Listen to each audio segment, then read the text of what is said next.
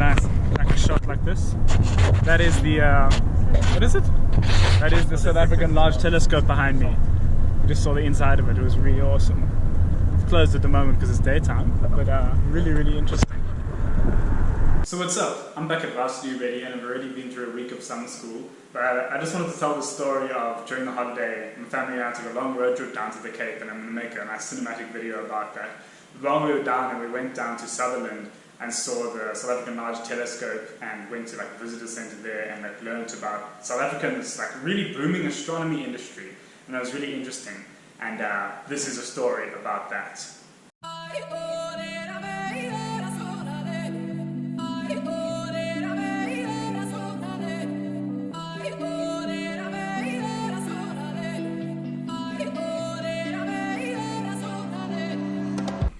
So we just turned off the highway here to the road to Sutherland. We're going to the South African Large Telescope this afternoon to go see the telescope and the visitor centre and that. Sutherland is where I think you can see the best stars in the whole of Africa there, or something like that. We're staying there tonight as well. As you can see, there's fucking nothing around here in the Karoo, so hopefully it's going to be some beautiful stars. But yeah.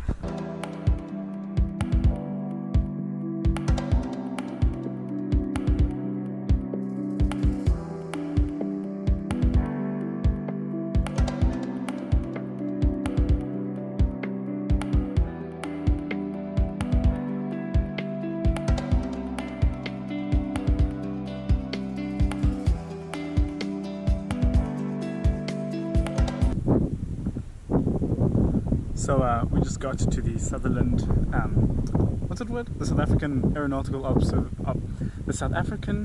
Aeronautical Observatory in the middle of the Karoo in Sutherland in bloody nowhere, and we're gonna go look at the visitor centre and the big telescope on the side of the hill now.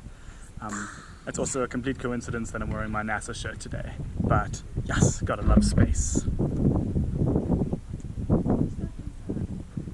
And so visiting the South African Large Telescope was really cool for a number of reasons. While we were there, we learned a lot about actually how it was built and constructed. Like it was built in 2000 till 2005, and it cost like $30 million.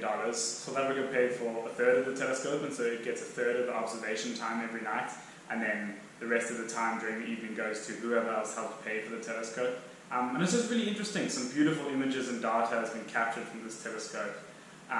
And we had a really great tour guide who showed us around, and we learned some cool things about science and space, particularly how they actually like move the lenses around the big mirror for precision tracking and to capture pictures of space. You know, you always think telescope, oh, you point the telescope at the stars. No, you just have a giant mirror that is like he called it a light sink. So all your light in that just hits that mirror, and then you move your lens in relation to the mirror what you want to capture for the evening, or what you want to take pictures of or observe in the universe. And it was just really cool to see that in person. Actually, all of the science that's done through the Sutherland telescopes and the South African Large Telescope is done remotely. It's done from Cape Town and from overseas, wherever anyone is, they can just log on to an online portal and control the telescope from there. It's actually really funny because there's bloody nothing there in Sutherland, but as you're driving in towards it, you just see hundreds of kilometers of fibre cable next to the side of the road, which I think is a really funny dichotomy. You've got the middle of this desert and you've got this high internet speed cable running next to the road. It was really interesting. I think he said it was like 10 gigabits per second or something.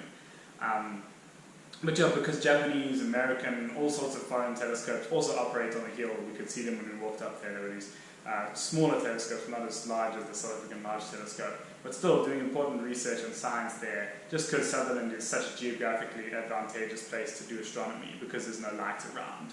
But yeah, also it was quite interesting because Sutherland, I don't know, the telescope and that, it really highlighted like the inequality of South Africa once again to me, because you know, here's this expensive technological, astronomical hub on the top of the hill in the middle of an otherwise pretty desert, poor, and underdeveloped province, the Northern Cape. Anyway, that part of the country, you know, it's dead, it's desert, it's pretty poor, and here you are having these huge expensive telescopes up on the hill. I don't know, it's just an interesting dichotomy and like a visual representation of the inequality in the country. Yeah, then that evening also I went outside to take some really cool photos of the beautiful stars and that, but I forgot my tripod at home, but luckily the really cool guy whose house we were staying at, he borrowed me his tripod, but then it was cloudy anyway, so I only got 1 or 2 decent pictures in the evening. It was really nice though, just to spend some time in quiet Sutherland and just enjoying the nature and enjoying, I don't know, small town vibes. It was nice to get away. And I learned a lot just by going to the South African Large Telescope and going to the Visitors Centre and that. And if you're down there, it's worth a trip, definitely. It's a far, far drive, but incredible science and technology that's going on in the middle of the desert. And yeah, just wanted to share that story. We're going to the planetarium tonight. They've got like a big 3D digital show, but we're not going to that. We're just going to look at the stars through a telescope and that. We're just walking out here through the small, quiet, dead centre of Sutherland. And here is a church which has been here for a century, from 1855 to 1955, a century and a half, 150.